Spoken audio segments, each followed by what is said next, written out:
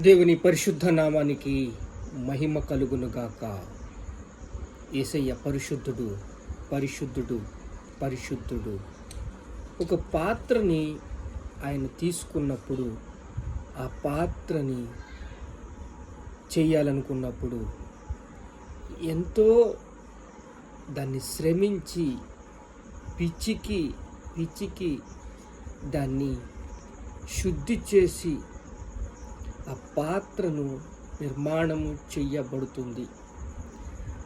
ఆ నిర్మాణం చేయబడినప్పుడు ఆ పాత్రని మనము జీవించుచున్న మనము ఎంతగా కొట్టబడి, దున్నబడి, చీల్చబడి,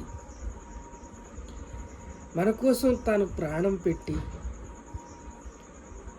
ఆయన మన కోసం తన సర్వస్వాన్నే, ప్రాణాన్నే దారిపోసిన ఆయన పొందిన దెబ్బల చేత మనకు స్వస్థత కలుగుచున్నది. ఆ పాత్రను విలువగా చేయాలని ఎంతో దుఃఖము, ఎంతో బాధ, ఎంతో కష్టము, ఎన్నో ఇరుకులు, ఎన్నో ఇబ్బందులు, తన ప్రాణం మీద విసుగు వచ్చేసి అంతగా ఆ పాత్ర తన విలువలను కోల్పోతున్నప్పుడు కొంచెం సమాధానం, కొంచెము శాంతి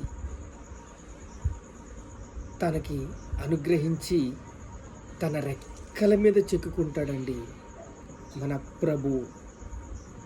ఆ పాత్రను విలువగా చేయాలని కొన్ని సంవత్సరాలు తరబడిగా ఆ పాత్రను విలువగా చేయాలని దేవుడు నిశ్చయిస్తాడు.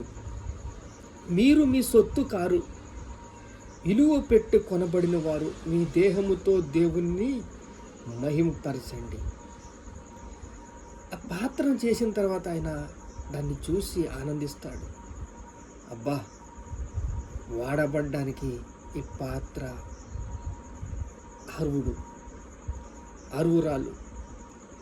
ఈ అర్హత తాను రూపించినప్పుడు ఆ రూపకల్పంలో ఆ పాత్ర నలిగిపోయి, కరిగిపోయి, దేవుడికి లోబడి, దేవుడికి శిరస్సు వంచి తన తండ్రిని మహింపరచడానికి సిద్ధమవుతుంది.